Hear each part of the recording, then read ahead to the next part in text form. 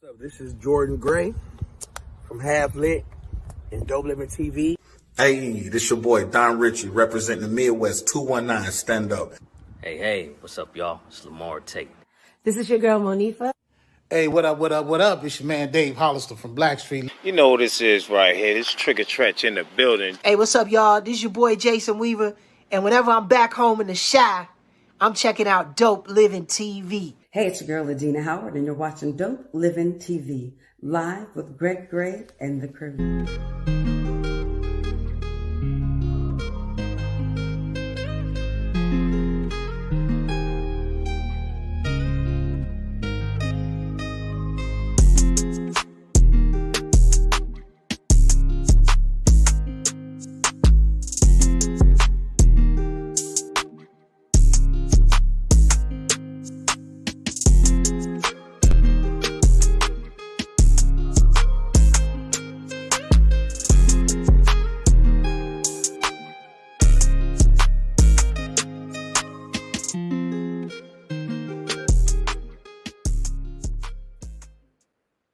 Hey, what's up? It's your boy Greg Gray. This is Dope Living TV Live. Happy 4th, everybody. Look, the views that are expressed on this Dope Living TV Live are not necessarily the views of Dope Living TV or its affiliates. Having said that, man, we got a great show for you today. You guys that are tuning in, okay, somebody said, well, why are you having a show on the 4th? Okay, because the fireworks don't start till after 8 o'clock p.m. Central Time. So watch the show. That's what I told everybody. Watch the show because we got a great one today. Prestidigitation is the word. Yes, Mo, I can say it. Prestidigitation is the word. What's happening, bro? What's going on, man? Hey, you get your whip right? Man, we ain't talking about that. Okay. We ain't talking about that because I got Let's bring that extra. I got the extra one, so we good. We good. Hey, man, today on the show, man, we got we've never had a magician on the show, but illusionist, I'll call her. Okay, he's Walter King Jr. They call him the Spellbinder, right? Dang. And he's been all over across the country. Okay, he's an award-winning magician. Let's start it off like that. And he's open for people like Jennifer Hudson, Gladys Knight, Chance the Rapper. Wow. You know what I'm saying? He's from Chicago, all right? From Chicago. Everything. We were just talking before the show. I let him know where I saw him before, and he said, yeah, I remember that. Yes, most definitely. But not only has he he's from Chicago, but this man has commanded big stages. Okay, he's been at the Mirage, he's been at the Stratosphere in Las Vegas, man. This guy has been everywhere and he's doing his thing, all right. But again, we want to celebrate him because this is what we do here. It's a journey that everybody goes through. And this man has gone through a journey. Let's bring him on right now, man. This is Mr. Walter King Jr., better known as the Spellbinder. What's going on, my brother? Well, Good evening. Man, first of all, thank you for coming to the show, hanging out with us. You know, It's a blessing to be here. It's a blessing to be here. 4th of July, they probably expected him to be out there doing some illusions somewhere. This and that, okay? But Usually I would, but I decided it's too hot today. Yeah, man. To be outside, jumping up and down. Right. And he does a different type of illusion. Okay, number one, he's the premier African American illusionist. All right, and I'm trying not to say magician. All right, because what he does. It's okay to say magician because I do magic too. But you do more than magic. Specialize in that category of art of illusion. Yeah, but you do more than that. You know what I'm saying? Because and I can say this from personal experience, all right, because I've seen them, all right. You know, magic is one thing, but we looking dead at you, looking right at him, Maurice. and something fly out his hair. and all of a sudden, they're coming at your natural. You got this one bird to turn to two, and I'm like, no, get out of here, bro. Get out of here with that. and you got this cane that's just floating in the air, and when he moves, and what's really funny because he mixes humor and music and dance in his act. All right, he got this hanky. All right, when you move, I move, just like that. Okay? was with him. I mean, look, man, I am so amazed and what you do. Can you tell us, man, what made you want to get into magic or illusion? You know what? Let me close this window because the motorcycles are starting to ram up around here. I don't want to get interrupted. I got into this. Well, actually, I started doing illusion when I was 3 years old. Wow. Not knowing I was doing illusions. Uh. But I came out utilizing things a little differently than other kids. So my mom told me. She watched me play with blocks, and she would ask me stuff like, how'd you know to use that block for a door? Stuff like that, you know. And I remember my first, I'm going to tell you about my first illusion. I was watching my mom unload. She had a bunch of boxes in the hallway.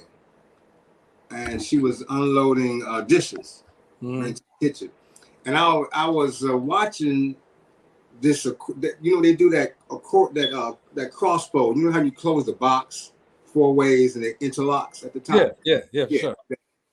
That fourfold, and then it keeps the doors closed. Okay. So she opened it, and she took the dishes out, and then she closed the back the same way, with nothing in it. And I remember like it was yesterday. How did she fold that box like that? And for some reason, I thought, if I could get in there with that box closed like that, I could disappear. She wouldn't know where I was. And so I stood in the box, and I fixed the box so that it would fold in on itself. And I got in, and I pulled it shut, and I just laid there in fetal position, waiting. Wow. And of course, I did it quick because my mom was coming back to do more boxes. So when she came back, she didn't see me.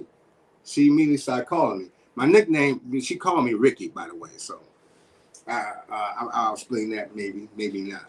And she started calling me Ricky. She didn't see me. So she walks, she didn't see me. So when she walked out of the hallway, I knew it worked. So I'm laying there, not saying nothing. So I'm hearing her go in the kitchen, Ricky, Ricky, Ricky, Ricky. Then she come back to the hallway, Ricky. I hear her go to the front door and open it. And I knew, so I popped out the box. Here I am. I did not get the applause that I was expecting. I almost got shot. I got bang. Don't you ever. And it was at that time that I think that was my first time hearing about kids getting killed. Because she told me, she said, kids had gotten crushed in doing that. Back in that day, you know, they leave their cardboard boxes in the alley. Right. You know, we talking about, I'm old school. So we going back Martin Luther King's day for me. When he was still alive. And she had told me that some kids were playing inside of cardboard boxes, playing hide and seek, and cars coming through the alley didn't know that the boxes were not empty. And she even said some of them they would have like boxes that refrigerators came in, and kids would get in them and couldn't get out. So she told me she told me that was not a good idea. Plus she couldn't find me and she had a panic. And you know, that just kind of blew my mind, but it stuck with me that I disappeared. You know. And just going forward, I just was always using things differently and creatively. Now, when I started out, I got into, when I first got some crayons or something like a pencil in my hand, I discovered that I could draw. And I started out drawing by tracing things. My mom had a lot of Mahalia Jackson records, albums, the 12, the wax ones, and I could see through it, so I would put a piece of paper on and I would trace it. And I was like, look, Ma, I drew Mahalia Jackson. And it just kept on from there. So I actually grew up as an artist in that form. I didn't start playing around with magic till I was 7. And I thought I was going to grow up to be a graphic artist. And I studied art pretty much all my life. It's what I majored in when I was in college. I went to Columbia and I majored, I got a fine art degree in fine art. So the arts thing came through my art. I went from being an artist, a painter, and I won awards with painting and drawing and stuff like that. When at my school, I was the artist, and I was on the yearbook team, and I was also on the scroll staff, which was a newspaper. So I could draw cartoons. I started really getting interested in drawing cartoons when I was like in the 3rd grade. I wanted to do the comic strips. I like the 4-box comic strip when you do the funny paper. Yeah. So I started doing that, and my mom saw that I was really interested in it. So she actually made arrangements for me to meet this guy at the Tribune, who was a cartoonist. And she had a friend who knew this guy at the time. His name was Dick Loker. He worked for the Tribune, and he was an editorial cartoonist. He drew the one picture thing, and it all told the story in one box. And so I went and met him. I showed him some of my stuff. He gave me a little technique on how to do shading and stuff to make the pictures more interesting. But he said, my main thing he said, you want to be syndicated to do this. That's my first time hearing about business in art, was from him. Syndication. He said, you want to have about 2,000 cartoons, because when you come into this thing, you just don't want to write this. You want to have things to be able to submit to the paper all the time. You want to create new things, but you also want to have a stockpile. Right. And this also, he said, this will also get you adapted to writing. He said, you're going to have to make a lot of cartoons. So he said, make 1,000 cartoons and come back and see me. So he said, just write something every day. He said, it's going to be hard. You're not going. He said, even if it's bad, just do it. Just do the exercise. So I did start doing it, and I ran out of gas. But I never went back to him. But I did continue doing these cartoons, and it did give me a structure for writing. He didn't tell me the structure for writing, but I learned from looking at the cartoon. You have to begin somewhere, you have to end somewhere. And in the middle, you have to do a crossover. So, of course, later on, when I learned writing, of course, you got, if you write the movie, it's 3 acts. You got the beginning where you introduce the characters and they go on this journey. Then you got the part where you get up high right in the middle, and then you're gonna have something to bring you down, and then you come out at the end. So I did a bunch of those, but it helped me become a writer. And writing was my gateway into what I do now, because I was a good writer. And it was in high school. I went to Farragut High School, and it was, and I was in the writing program. I was in this writing class, and I was one of the top 3 writers. So the drama club, they needed a scene. They were doing this thing on Christmas. They were doing an old-fashioned thing. They called it the madrigal back in the day, when they wore tights and the kings of England and stuff like that. And they wanted a script about how Christmas is so materialistic.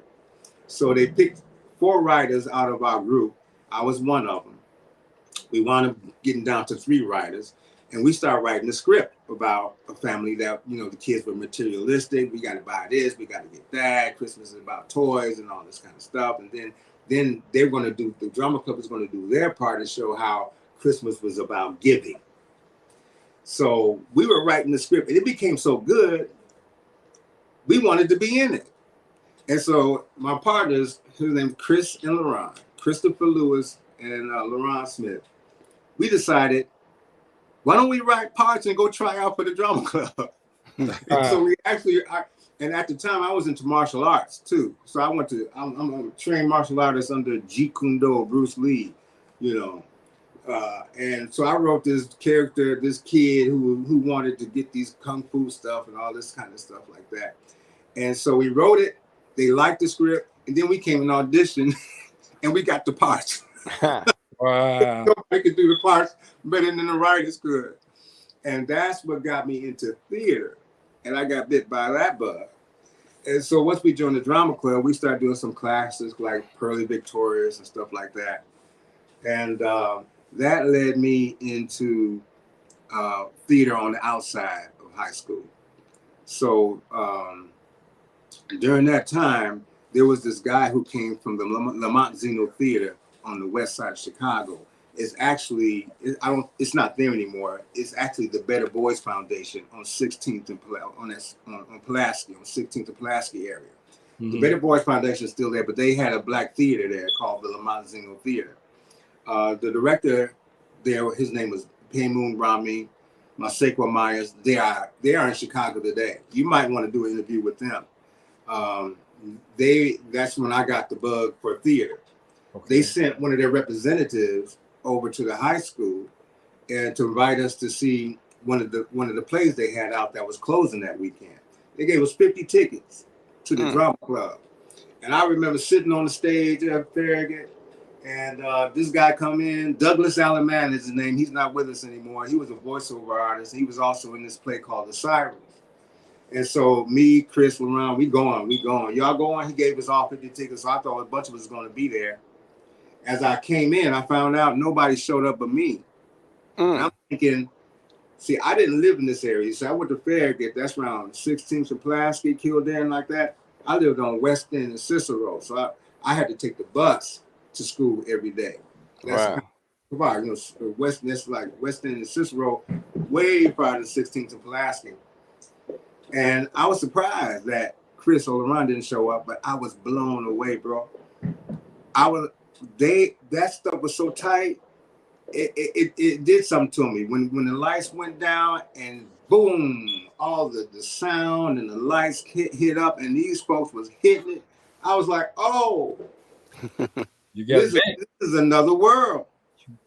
You got bit. I ran back and I told them, man, y'all should have came. It was the last night for that show, The Sirens. And I said, man, y'all should have been there, blah, blah, blah, so on and forth. So we went all back to see their next play, which was a play that was for youth. And Paymoon's wife, Maseko, was directing that. And we came and saw it. And them kids, they had kids all the way down to like 4, 5 years old, up to like 17, 18. And it was an ensemble. It reminded me of Zoom at the time. If you remember Zoom?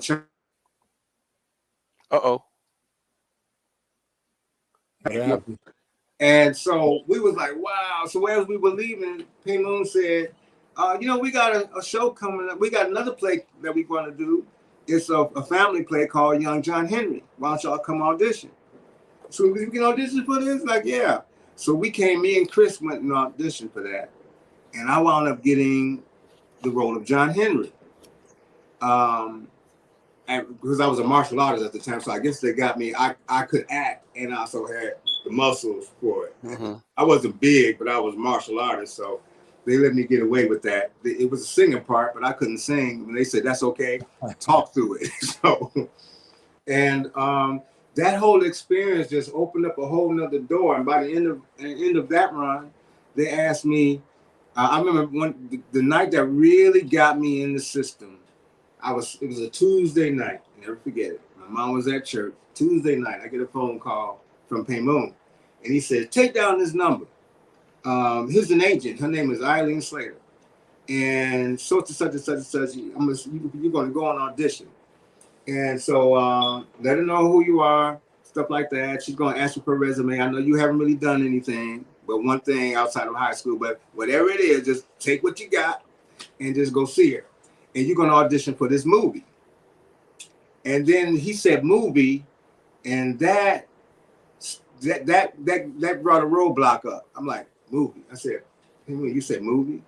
I mean, you mean like a movie like on television? He said, yes. Let's get it. That was so far away from my understanding and from where I was back then. I'm like, oh, I never thought I could do that. Not right now. I told him, oh, Paymoon, I don't think I could do that. And, boy, you crazy. Take the number now. You better go see this woman. Such and such and such. He hung up the phone. And so I'm sitting there on the edge of the couch. I'm auditioning for a movie. I mean, like on TV.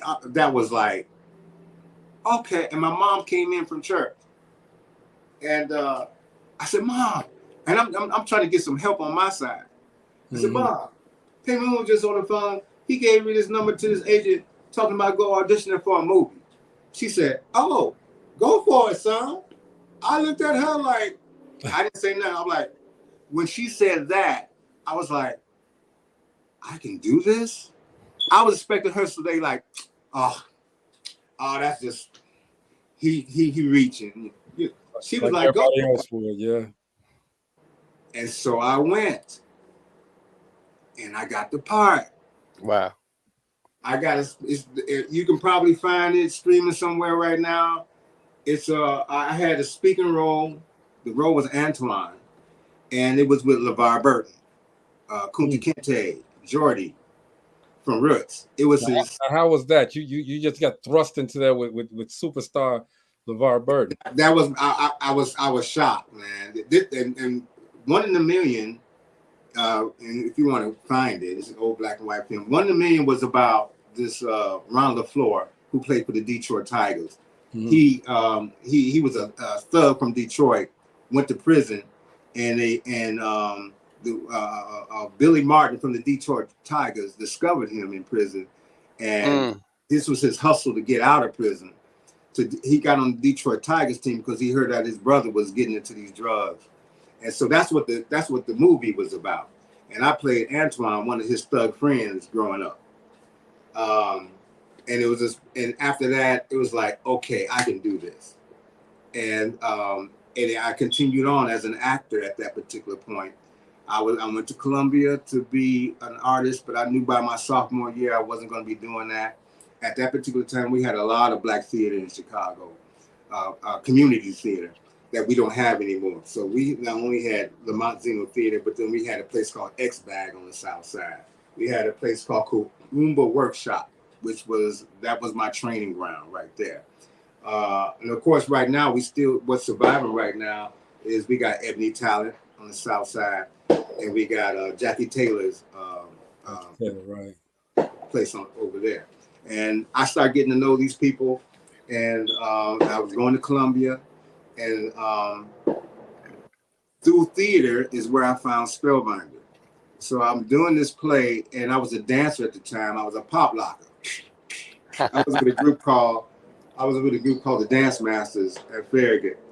And later on, I found Jerry and T from Street Patrol, and I added them to my show. So that's really how I really got in the business like that. And that's how my style of magic came, because I took it from where I was. They asked me to do this role. They said, can you do about 3-minute routine dancing? And so when I started putting routine together, I decided to throw some magic in it. Now, let me tell you where the magic came from. So at 7, I started creating my own tricks. I saw they used to have this little program on Garfield Goose called The Magic. And it would just be white gloves, teach you how to do something. And so I went and put together this matchbox with this penny to make the penny disappear. 2 of my friends across the street, they came over and I did it. They was blown away. I was like, oh, this is something. So I would create things and show it to them in the neighborhood. At that particular time, I lived on West End of Cicero, and I was part of that group where it was during the time when the Temptations had that song, Ball of Confusion.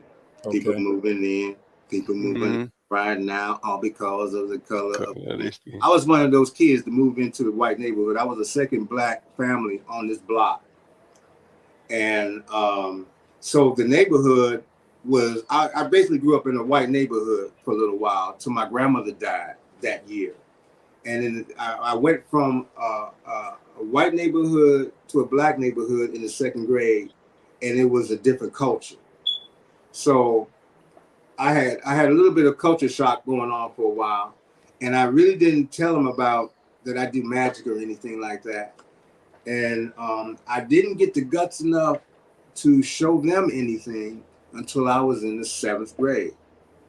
And so I had got something. I said, I'm gonna show these people something. This got to be good, because you know, I was being chased at school. They was taking my lunch money and stuff at the time. And so this is how I said, if I could do. You should have just popped some lunch, some fake lunch. Yeah. So I wanted to make a good presentation for these guys for my first time to show them I'm a magician. I figured maybe they'll like me now if I can show them something cool. And I have figured out how to control water. That, to me, the hardest thing to do with magic, to control an element that you cannot really hold in your hand. So how did you control I have water? figured out how to take a cup of water, fill it up with water. I was in a science class, so I could get it from the thing. And I watch this, y'all. Clap my hands, and the whole cup and water disappeared. Woo! And when I did that, I'm like, and a hush went to the classroom, and they said, "What you think you is, a magician or something? Do it again." I said, "I can't. It's gone." He said, "See, you a phony. You ain't no magician. Wow. Black people ain't magicians." And I quit after that. I quit. I'm not doing that no more. Wait a minute. Wait. So you did the magic trick. And they turned on me. And they turned on you. And you turned on me, man. I was Dirty shocked. I dog. was like, oh, this ain't worth it. This ain't worth it. So I left that alone. I went to survival mode. That's why I went into martial arts. So to keep them up off me. So I studied martial arts. I studied Bruce Lee. I studied his philosophy about balance and stuff like that. And so my thing was, I just want to live my life. Don't pick on me. And I was able to keep them off of me. Yeah. Like that. And so I didn't pick it back up until I was grown in that role, in that particular play. And there was a lady in that play who saw me, and then she became my manager. She said, "I'll get you booked as a magician." I was like, "I don't want to be no magician. I'm an entertainer." And I didn't have but 5 minutes of a routine. But she booked me to do this 5 minutes, and they said, "Oh, we want you over here. Can you do 10?" And that's when it took off. I'm like, 10 minutes? And they paying me too? They were gonna pay me about $25. I was like, well, as long as it pays for itself, it's worth it. 10 minutes. I went back. 10 minutes, $25. I think I was like, well, it's starting to make some money. My thing was, if it'll pay for itself, because these props cost money. Right. So I went back and found something that I could do to music. See, and of course, now I'm doing the clubs. And of course, there ain't no time to be talking about now. Like, hey, pick a card. Let me tell you this little story. They ain't trying to get that. And plus, I already knew black people don't. What I experienced in 7th grade, I understood it was a whole different genre. I later found out. I later understood what the hostility was all about. What was all about. In the lump sum, black people, we're tired of being fooled, being tricked. We want to be entertained. We don't want to be tricked. Right. So my first gigs, I started these gigs at all these clubs around the city. They used to have the Horizon West, the Copper Box 2, Copper Box 1 and 2. Mortimer Snurs, Mad Hatters, the Nimbus, Nimbus. I remember the Nimbus. Dingbats. I was hitting all those clubs. We had so many of them. They give me back. And the thing is, ain't no time for no talking. You better hit that floor and hit it, show you what you got, and you better move them within the first minute. Yep. I would come in the door carrying my. I first started off on the train, carrying stuff on the train. Got a car, and I was doing this while I was in high school. While I was in college, rather.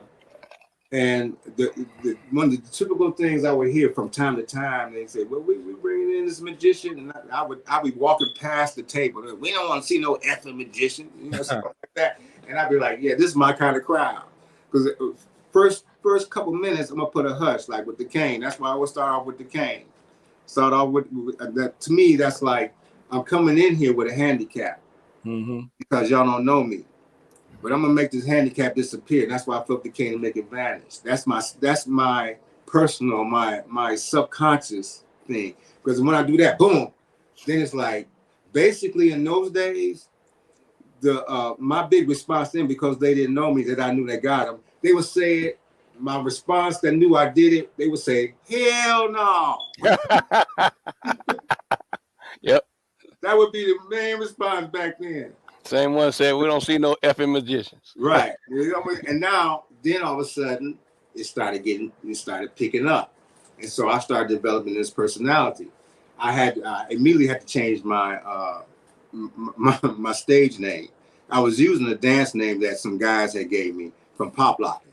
They used to call me the infamous Baby Baba because that came from Gene Chandler was still on the radio then. Get down, Baby Baba, get down. Yeah. So whatever record that was in, that they picked that up and they started calling me the infamous Baby Baba, the electrifying Baby Baba. There was this guy named Wayne, he was from Detroit. He used to say, Baby Baba, you need to go do this. And I wasn't old enough to get in the clubs yet. They would sneak me into the club. They would sneak me into the Horizon West and stuff like that. And so I tried to pick up that name. They would never say it right.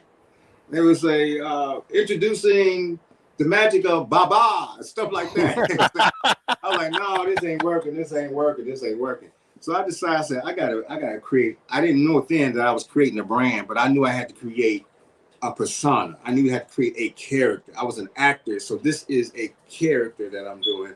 And it's got to come in with something that rings. Yeah. And I started looking at names for magicians. They wasn't working out. I said, what do I do? I said, what I do is what I want to do is I want to capture the attention right off the bat.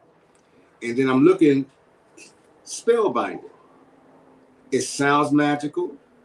And of course, people think that's what it means. But if you look in the dictionary, it says one who can capture and holds one's attention, especially a speaker. Okay. A storyteller. That's what the definition of Spellbinder is. And so, but it rolls off the tongue. And then I would throw on my vibrant hat, got my assistant, and then we started doing this thing. And I decided I was going to really put on a personality. If they see me coming, they see me going, they're going to remember me.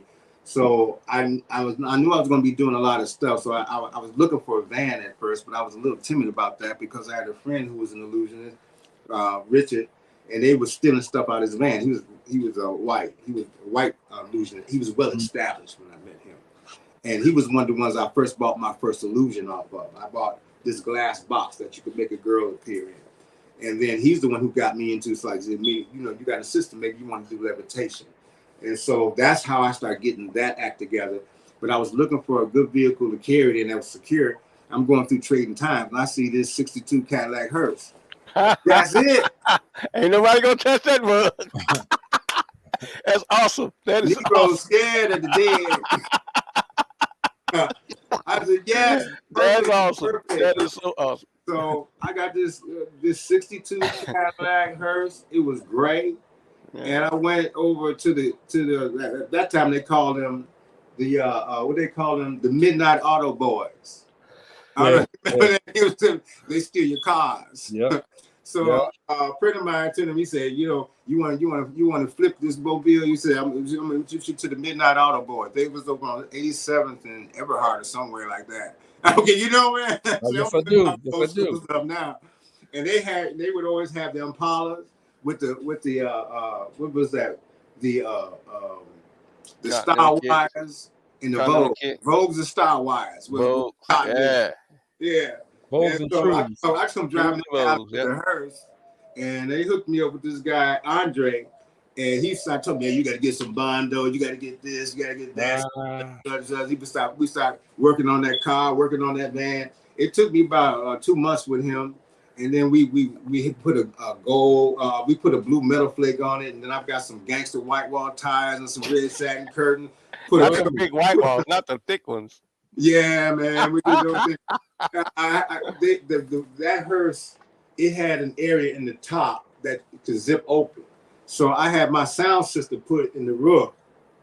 That way I knew my radio was never going to get stolen because they would never see it. And so, because it used to double for an ambulance in them days. Oh, okay. They would build them hearse, they would build ambulances, and then if they would, same style. The hearses, they would use the same car. Yeah. And I saw where they put that's where they put for the controls. So all the controls was up there ready for it.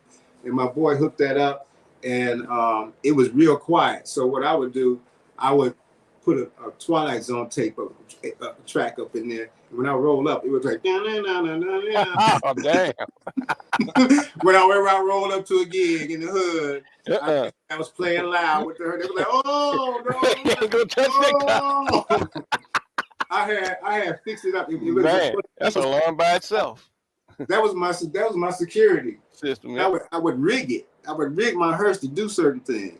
So one of the things I would do, especially if I was going in the hood, I had this hand that would come out between the seats, and I was blocking the car, act like you see it, and the hand would come out, and I would hear that hell no, and my car would say. I mean, I'm not kidding. There was one time I left my cars in the door, and they stayed there. Yeah. So that was that. And I drove several hearses up until after I didn't need it no more. But I got my first after about 4 years was my first time going to Las Vegas. Soft Sheen picked me up. They wanted something to do with their hair products. They wanted something for National Convention. They had heard about my show and stuff like that. And what they wanted was Ed Gardner wanted something for his new product coming out, which at the time was Optima. He said, and so he asked me, can you do something with Carefree Curl and stuff like that? So I had him give me a bunch of product boxes and empty bottles and stuff like that.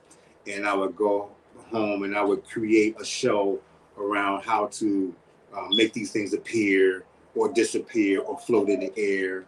And so I came up with a compilation. They said, can you do something with our man? Yeah, he made himself disappear. You see that?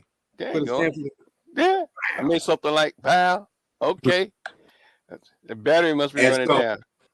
Huh? Battery running down. No. That's a call. Keep coming in. Oh, yeah. Actually, that's my sister. Her name is Diane Taylor. I call her Butterfly. That's who I float in the air. So I know she's probably wondering how come I'm not answering the phone right now. She's the one that you levitate. Yeah, she's the one I levitate. I got a number one. I found the Ron LaFleur story. I don't know if you in that clip though. Yeah. But what clip? I'm gonna play it right now. All right? Yeah. Matter of fact, let's see here if I can do it a different way. I'm looking right here. I'm gonna do it a different way instead of letting it take over the whole thing. Let's play the clip right now. It's the Ron LaFleur story. Let's see if he's in it. Back out. Oh, no. Good move.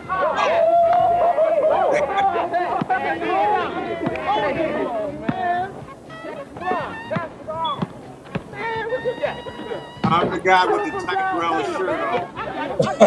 I got him. Come on. Yeah, man, damn, you walked to Chicago. I can't say you walked to Georgia. Yeah, I with black pants on. Okay. Oh, man. Oh, everybody's tired, man. How's for some ripple? My Burton. All gone home. There you go, right there. Oh, see? Mess up the neighborhood. Hey, man, why don't you... That's me right there. Come on, man. Let's don't start talking fighting when I'm so tired. Yeah, man, right on. We finish the game tomorrow when we in shape. Hey, you ain't never gonna be in shape, nigga. All right, that's it. Y'all just take your ball and go on home. We'll see you around. Yeah, one day, LaFleur, somebody gonna stick a blade in you. Well, you can try now. Oh, long head, boy. Can't accept the rules, huh? Raggedy mouth. That's me with stick my butt. Hey, man. Hey, what we gonna do now, man? Hey, man, the fence down at the brewery's always. Shoot, one of these days they're gonna put it in the guard dogs and bust all our butts and give us all rabies. That's all right. That's all right. Yeah. Man. They got that 75 in the background to score. Yeah, man. That's it. You found that quick. Hey, man, we do quick service here, man. Wow. I need a copy of that. Hey, I found it on YouTube. Now, I also got a clip of just what you do, okay? Let's show that one, okay? It's from African-American Illusionist, all right? So check this out real quick. This is what the Spellbinder does, guys.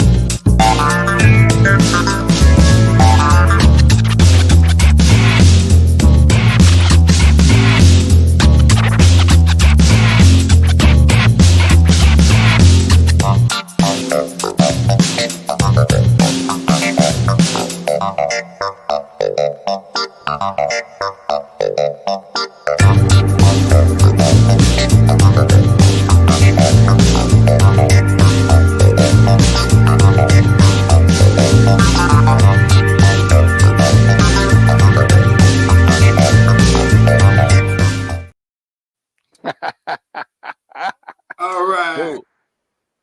Man. Come on, man. Come on, man. This is what he does, man. Okay, it's an illusion, but it looked pretty damn real to me. Yeah, me too. Man. Okay, now see, that's old stuff. Now, okay, now I'm gonna have to do something in real life now. First, let me introduce you to a boy over here making some noise. He wants some attention. Come here, Suge. This is my partner, Suge Day. What up, Suge? What's up, Suge? See you on TV. He like showing out. Suge, say hello. This is our first podcast. This is our first podcast. You good? You good? All right, you can go ahead, man. Okay, let's talk about levitation. That's because that's one of my favorite things is floating things, moving things, stuff like that.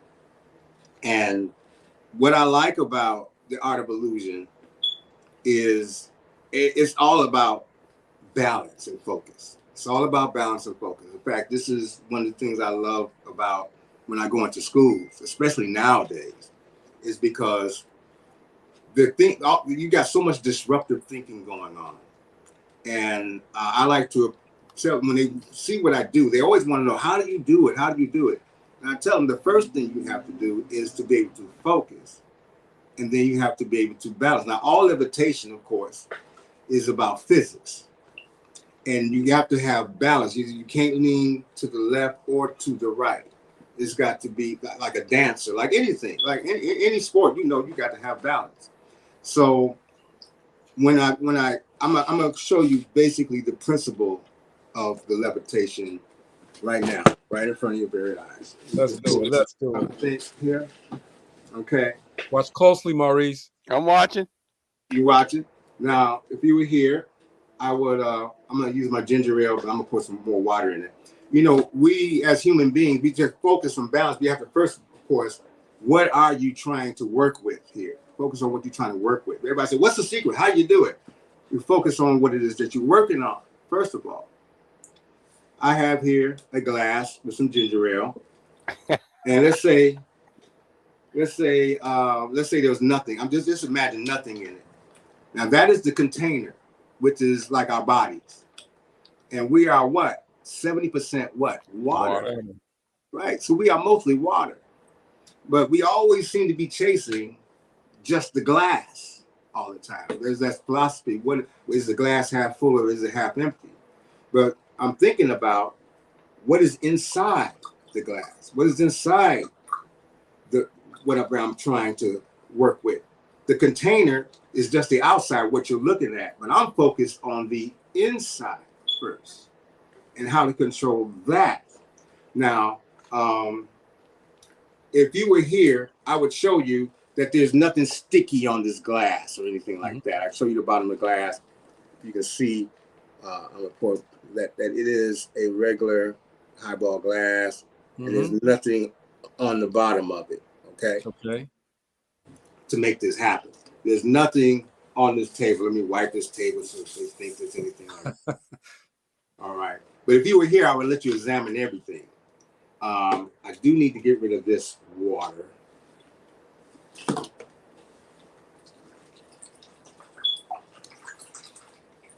Okay.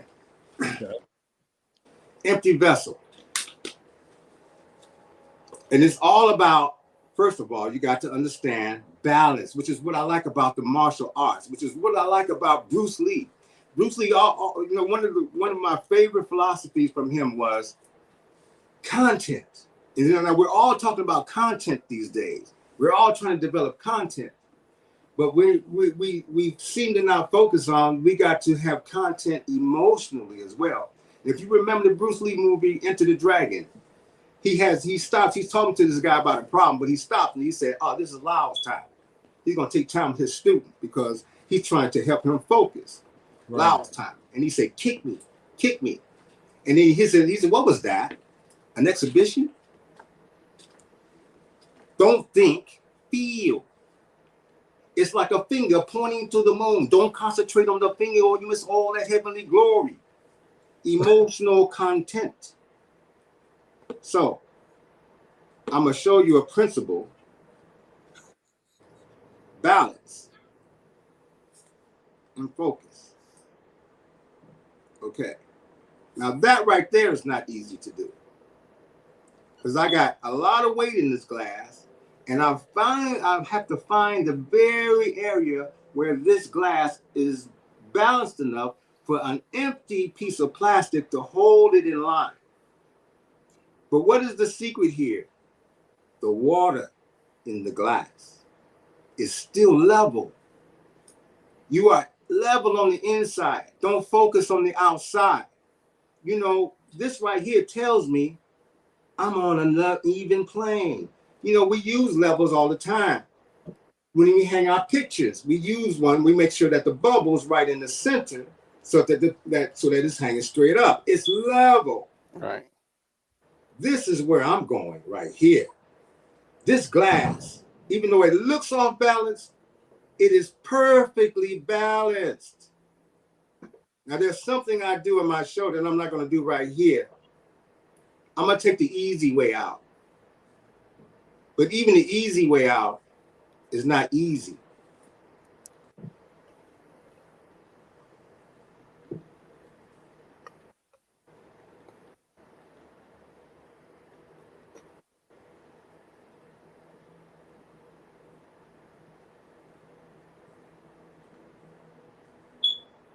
Ha!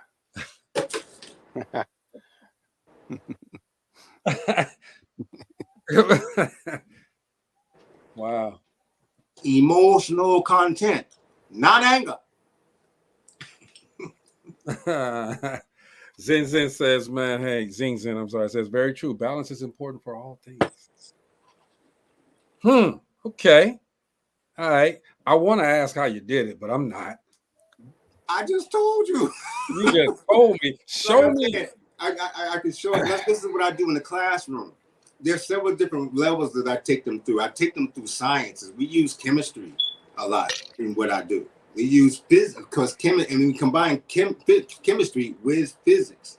And this is part of my science show, but it's also a part of my show that I use for social emotional learning these days.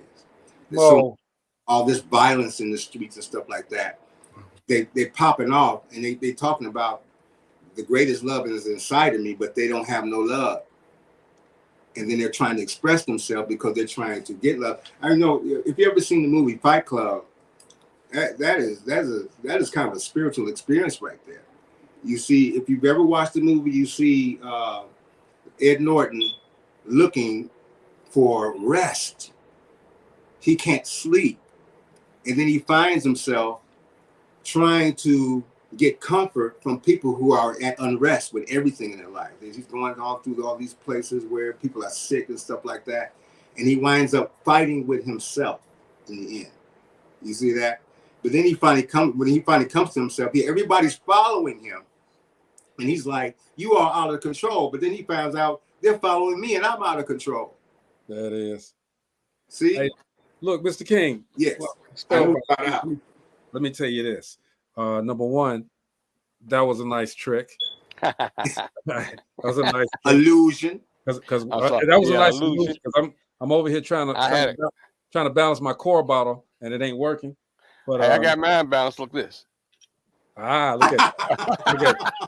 But illusion. I wanted to touch. We got 5 minutes left. Okay, I wanted to touch on the fact that not only does he do these illusions, okay, and he is the premier African American illusionist in the country. Period. You're not going to find another one that can do what he does. All right, but he puts in theater, he puts in dance, he puts in music, he puts in comedy in his performance. But he's an actor as well. All right. Shout out to Quincy Trent.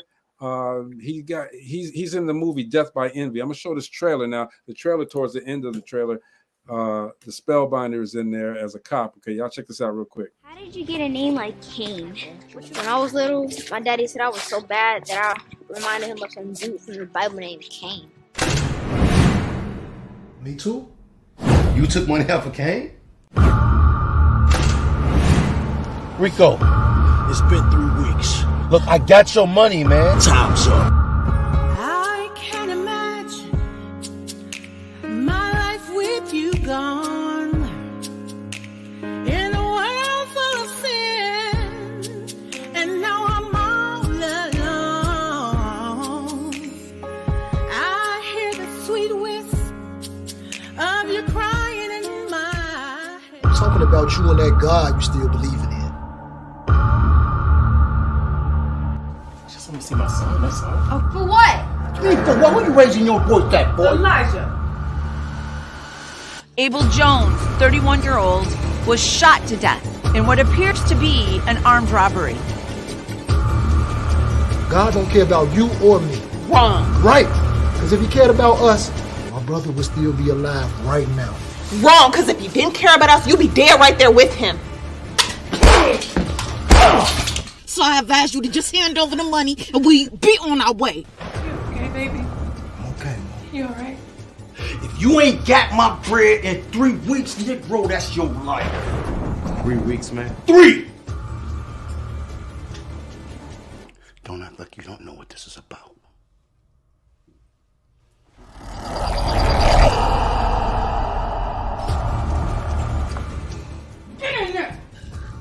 But to whoever did do this, you're gonna pay for what you've done.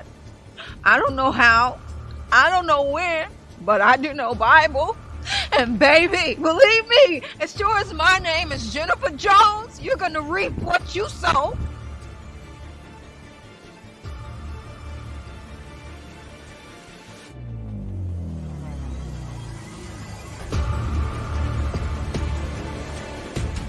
Your brother would still be alive today if you had done what you were supposed to do. What you mean? If you would have done what you were supposed to, your brother would still be alive today. What you mean? Ah! What did I tell you to do?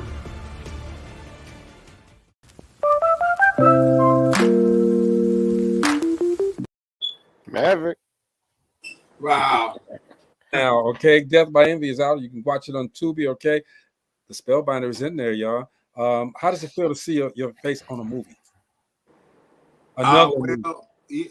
I mean, I'm a little used to it now. I've been, and now I'm the special effects artist for Red on Black Film. Okay. Bringing some of that to the table right now, and it's a pleasure. Quincy is awesome to work with. Yes. That brother keeps it moving, and he's like me, keep it moving. And I'm just glad to be able to start doing something with people who are doing something, you know. Right. Well, that's it was kind of dry for a minute. It seems like, bro, everything that you done has led up to this moment. It just Everything. 1, 2, 3. Let's say you stay with where you fit in, and you just say your gift shall make room. Lane. That's right. And you know what? One thing that, and we have the pleasure of doing this, man. This is his first podcast. Wow. We are the first one to have the Spellbinder on. All right. So hey, man, we appreciate you allowing us to celebrate you. All right, because you've done so much, and there's more to come. Final last words. Can you teach me how to do a podcast? Man, I got you, bruh. Now, I would like to learn this. That's what I'm saying. I'm always into learning something new. It's like That's evident, right? This was nice setup, man. I was like going through the whole process. I'm like, I need this. We got you, man. Whatever you need from us, we got you, and we want you to come back, man, and do a couple of more tricks for us when you get a chance. Last words: nothing is impossible. Anything is possible. Peace, love, and magic. We appreciate you, man. That is the Spellbinder, Mr. Walter King Jr. Okay, we appreciate you for giving us this time, man. I guess they popping now, but it's a pleasure to have you on here, man. And anytime you want to come back through, just let us know. We got you. Thank you. I'm looking forward. Most definitely, man. Tomorrow we got my man Brian and his wife coming on tomorrow with the relationship roundtable. Okay, we got some we're gonna do something, all right, but we'll be there, all right. Just Dope Living TV live, man, and we will see you guys tomorrow. Peace out. Peace.